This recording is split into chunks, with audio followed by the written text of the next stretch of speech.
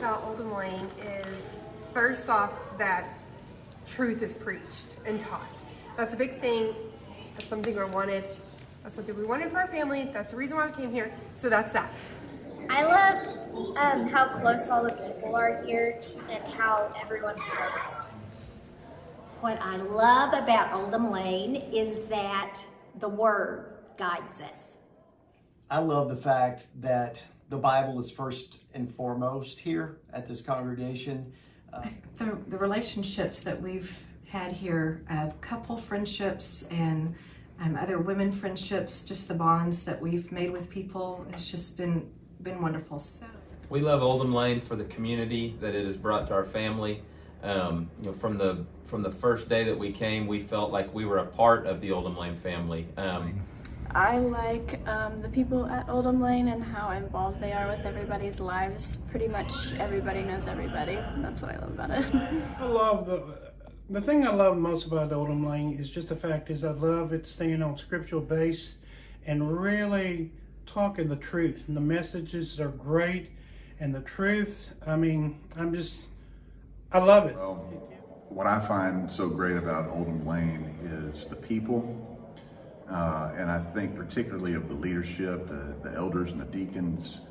These are people who really have your spiritual best interest at heart. The traditional Bible teachings that are provided here at Oldham Lane, both to the adults and to our children, is something that really drew us to Oldham Lane, and it's just, my love for it has just increased over time. How everybody loves each other. The greatest thing that I think is that we get to come and fellowship together and carry each other's burdens. I would say how Bible-based it is. That's very important to us. So what I love about Oldham Lane is that it's just a very loving and teaching church. I think I've learned so much about how to be a Christian, a friend, a mom, a Bible teacher, someone who's hospitable, and so I can just attribute so much of my faith to those that are in this church. So. Thank you so much for being here this first Sunday of the new year. Why do I love Oldham Lane? Because of you.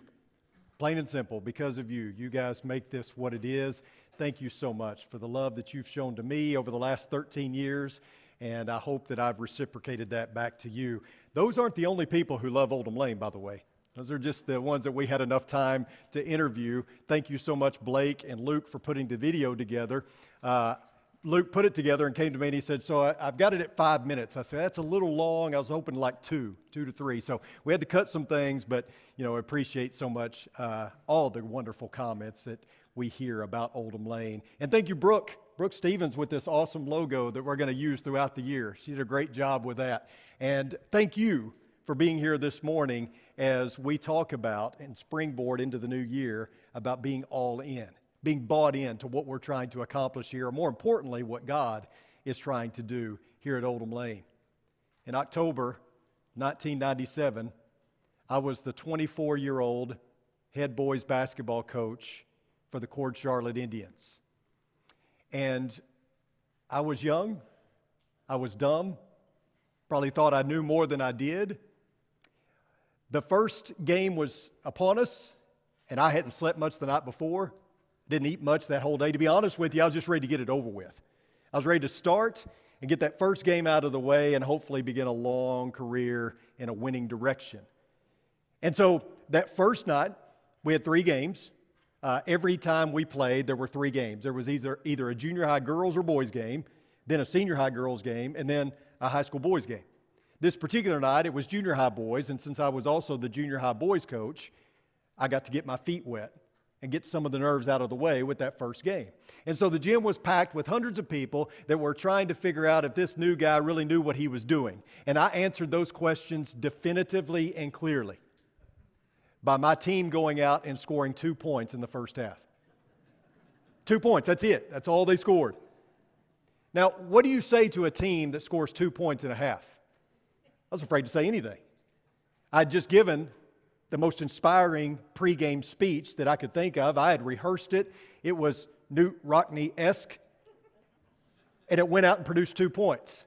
I was afraid if I said anything else, we might not score the rest of the year. But we went out, we scored more than 2 points the second half, but the other team scored way more than 2 points, and so we lost pretty badly. I learned something that night. I learned that you'd better adapt and adjust quickly. I also learned that we got work to do.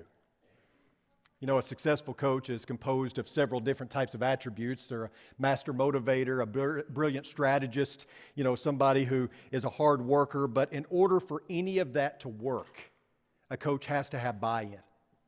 He has to have buy-in from his team. The team has to understand what the coach is trying to do, how he's trying to do it, and what it's going to take to accomplish it, the price that has to be paid in order to get there. That's what buy-in is, and that's what every coach is seeking from his team. And by the way, that's what every preacher is seeking from the church that he ministers to.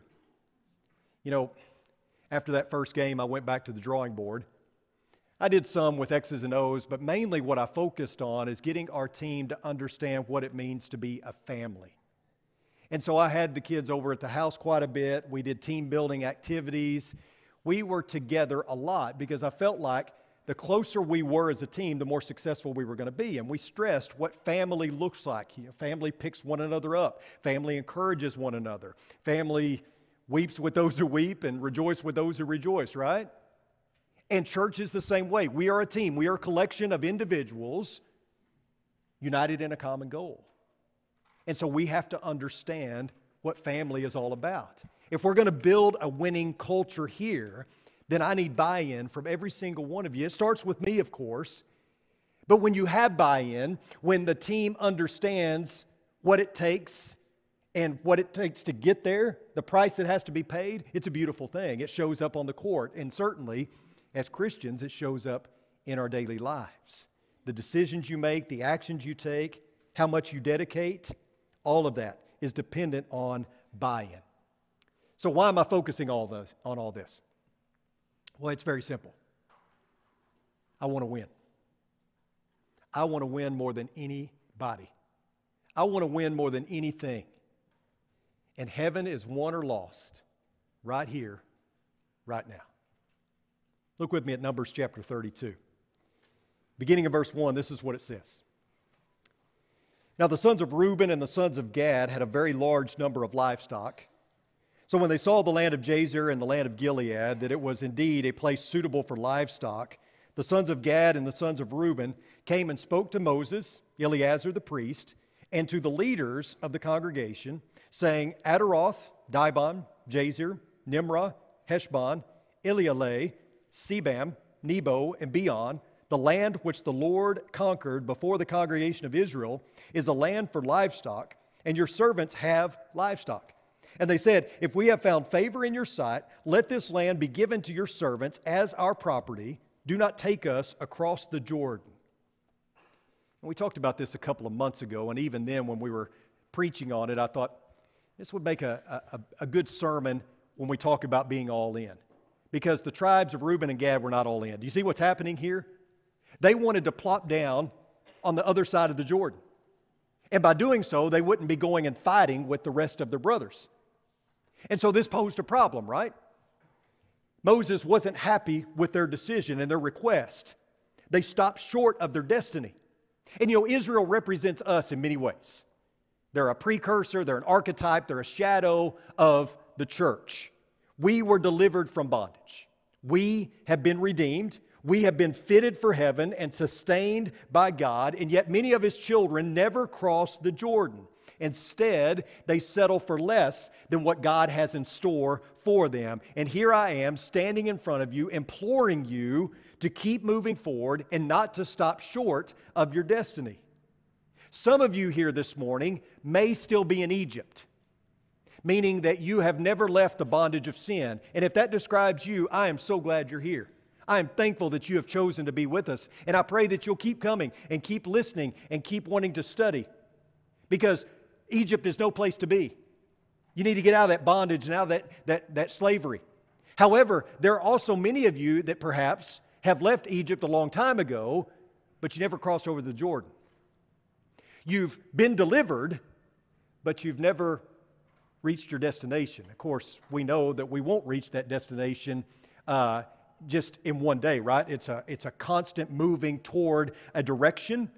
But many people have stopped. They've decided that they're going to plop right down here in the pew and that's good enough. But it's not. I firmly believe that this is where you need to be and that we can help you move. Just don't settle.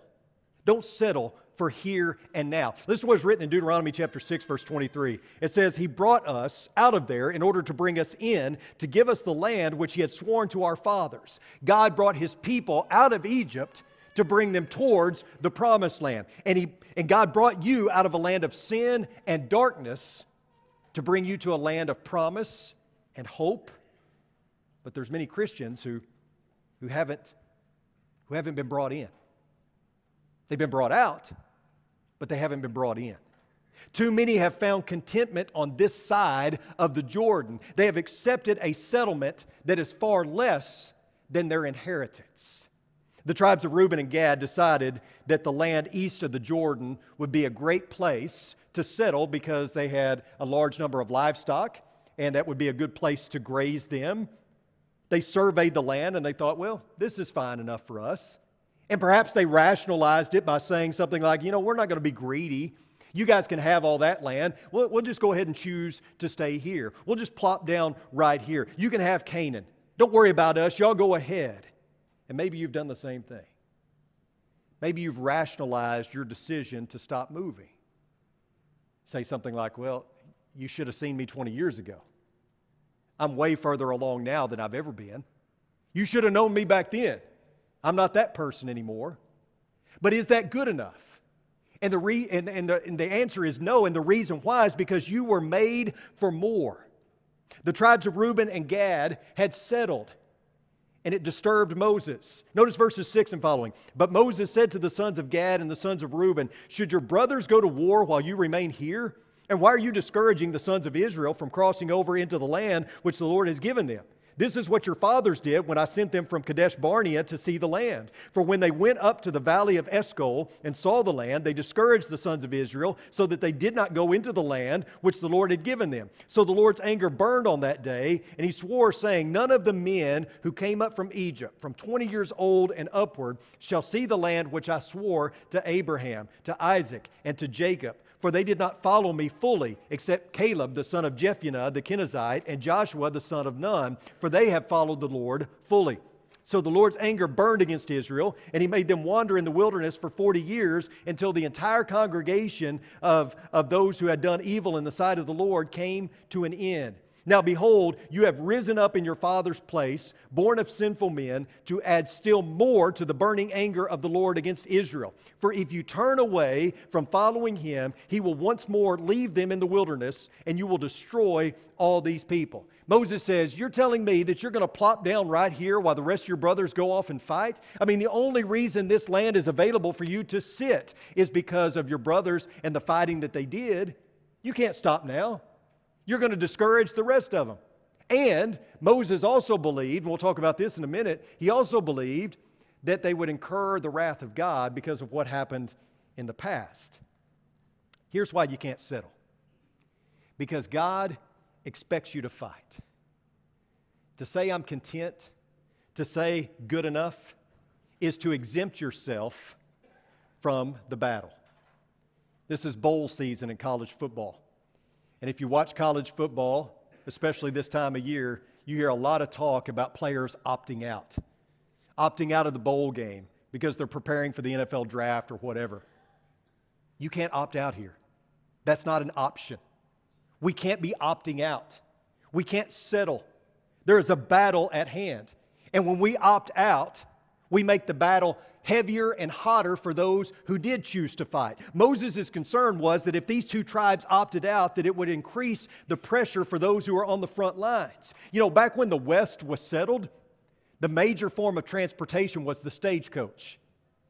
And riding on stagecoaches, there were 3 different types of ticket holders. You had first-class ticket holders, you had second-class ticket holders, and you had third-class ticket holders. Now, if you were a first-class ticket holder, it meant that you could rest comfortably throughout the entire trip. You didn't have to get up. You could just sit there. You could sleep, do whatever, but you never had to get up. If a wheel came off the axle, if a wheel broke, if a wagon got stuck in the mud, if it had trouble going uphill, needed somebody to push, not you. First-class ticket holders, they could sit there comfortably and relax, never having to get up. If you were a second-class ticket holder and trouble came, you could sit for a while, but if they needed you, you had to get up and help. So you could sit there, and if those who had been employed to help couldn't get the job done, then you would have to roll up your sleeves and dig in. If you were a third-class ticket holder, it was just assumed that you had to help. I mean, that was part of your responsibility as a third-class ticket holder. So if a wheel came off, if it broke, if it got stuck in the mud, if the wagon needed pushing, you immediately had to get up. You were the one that had to get up and help whatever the need was. You didn't get to rest comfortably. And folks, in the church, not this one, of course, but in many of our churches, there are a lot of first-class ticket holders. There are a lot of people who sit in the pew and just watch as everybody else does work. In some churches, there are second-class ticket holders. There are people who sit back and wait to see if somebody else is going to do the job. If it's not getting done, they may get up and help. But the church, this church, and every church should be full of third-class ticket holders. Every single one of you are third-class ticket holders. Anytime there's a job to be done, you get up, you roll up your sleeves, and you dig in. In fact, you even look for opportunities.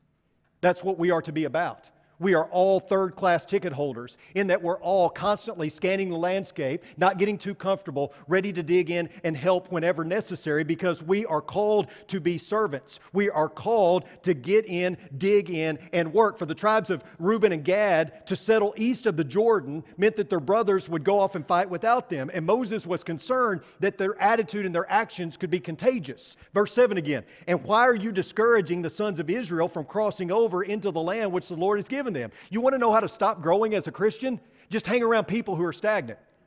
It's a guarantee.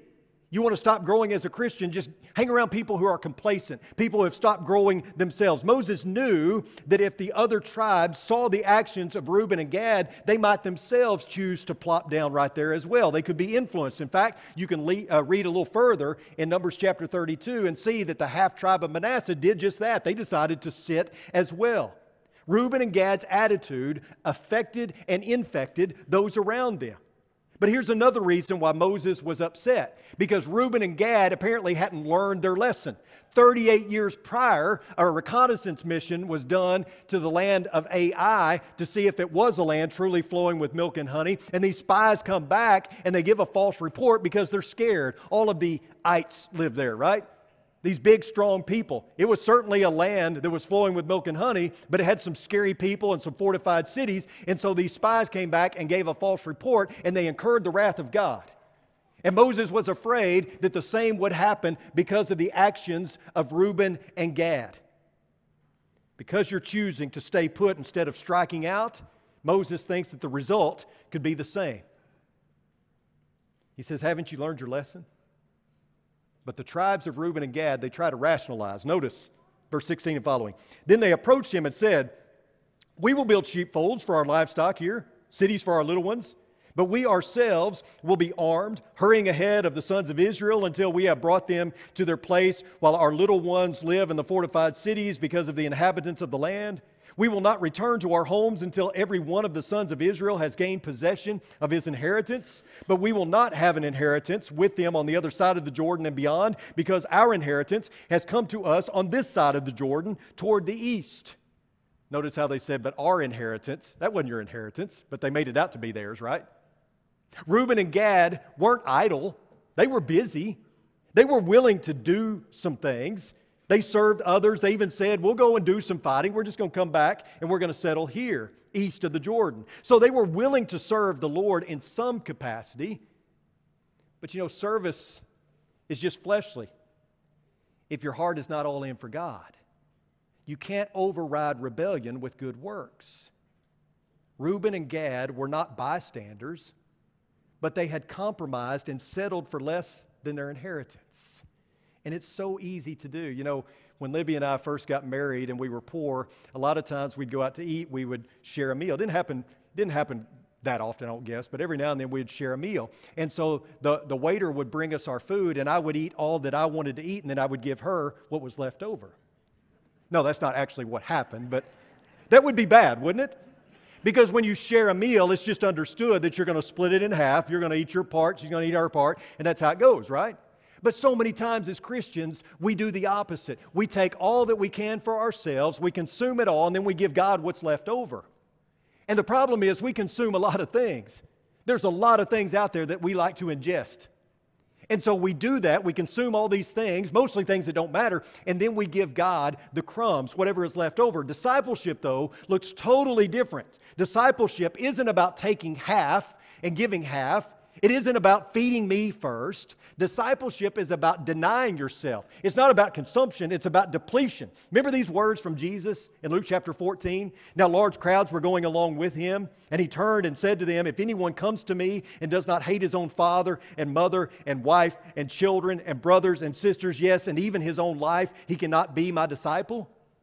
Verse 25 tells us that large crowds followed Jesus, and following is certainly a part of discipleship.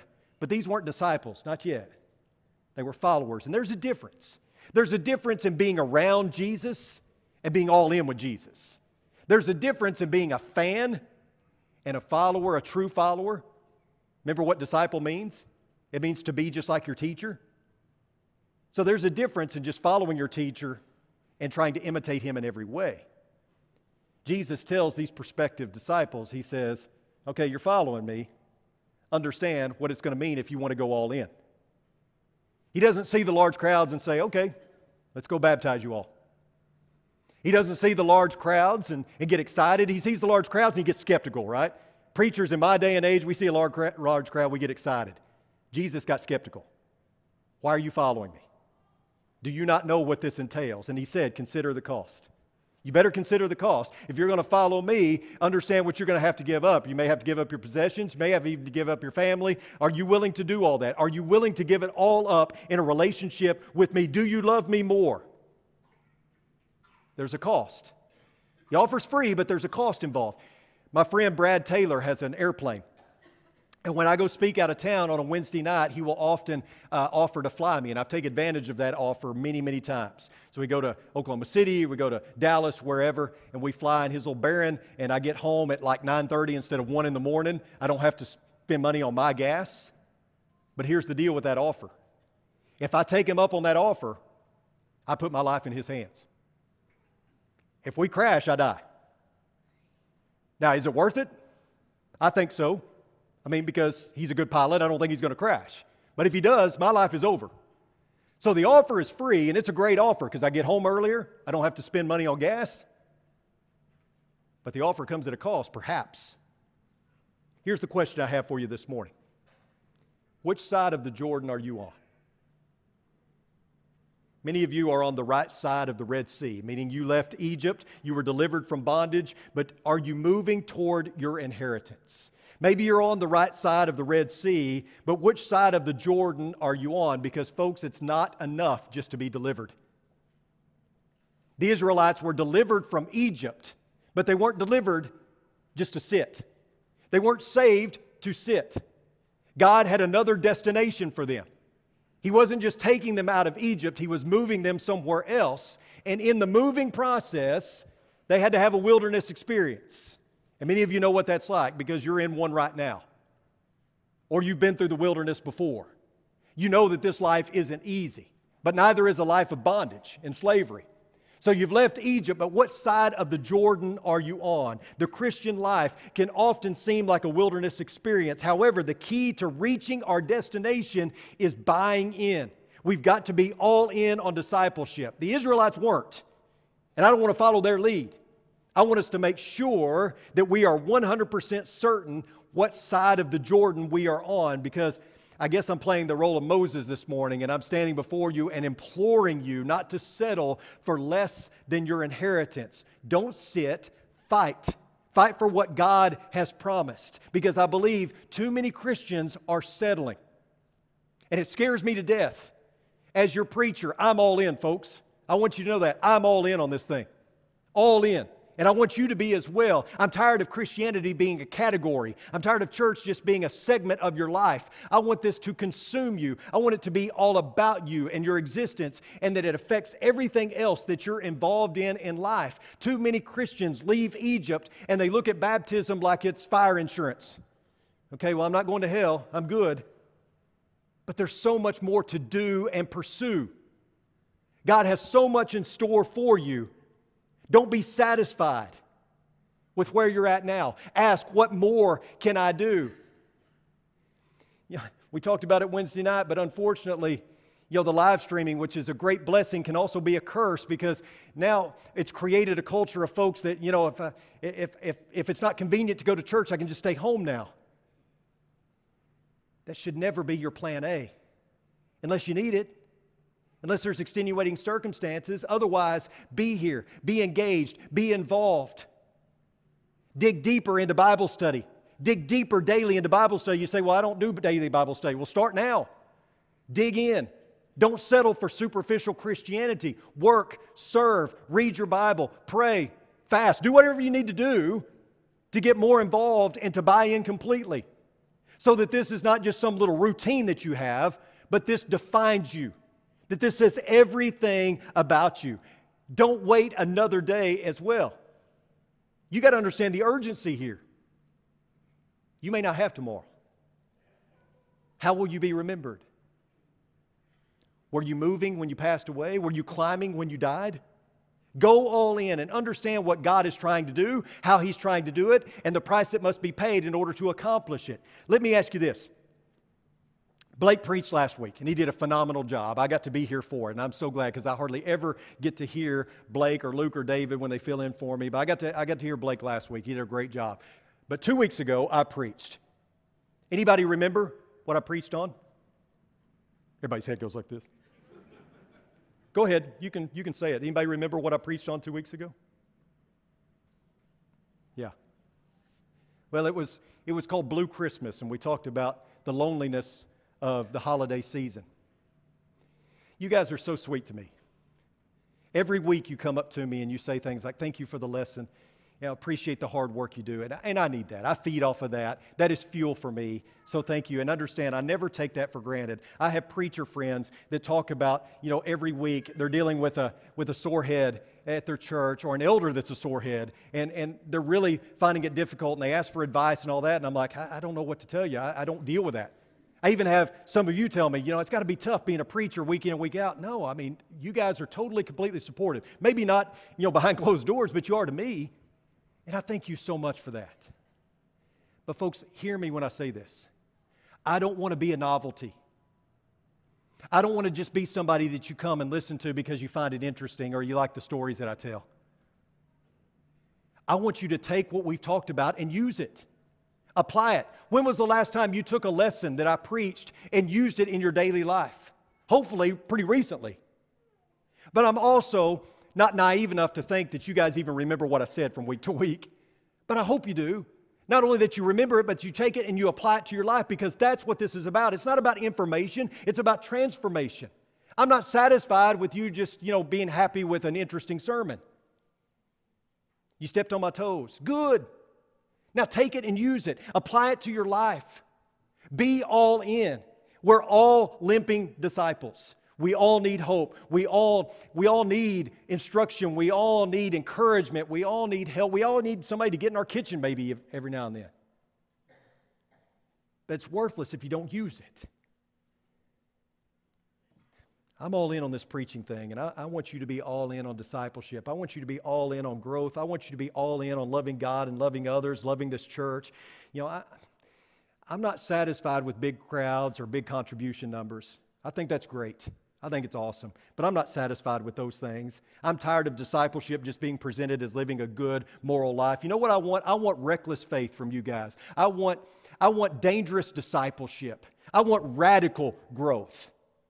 In short, I just want us to be everything Jesus calls us to be. If you do that, that's going to be pretty radical in this world. That's going to be pretty dangerous. I just want us to be like Jesus, and I hope that you want that as well. I hope that you want that with all of your being. But what scares me to death is that many of you are going to leave here this morning and you're going to go out in your regular life and you're going to be totally satisfied with being lukewarm.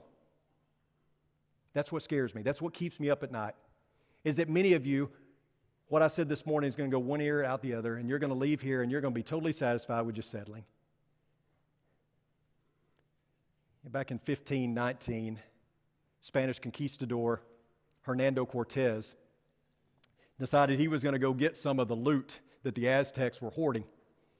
And so he took 500 soldiers, 100 sailors, and 11 ships to the coast of the Yucatan. And although he had a lot of people with him, he was still vastly outnumbered. And some of his own men were scared. And they decided to devise a plan to hop on their ships and escape.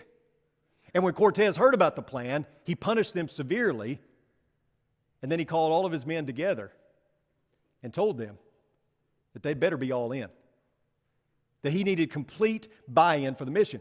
And then he did something completely insane. You know what he did? He sunk his ships. He sunk his own ships. He ordered that his own ships be sunk. And his own men were, "Are you crazy? Why are you doing this?" He said, "Because if we're going to be successful, I can't have you looking back. I need you to be all in." So here's my message to you this morning. Sink your ship. And every single one of you knows exactly what I'm talking about, because every single one of you has a ship. You have that one vessel that you retreat to, that one safety net, that one thing that keeps you tethered and keeps you from going all in. Sink it. There is no plan B. All right?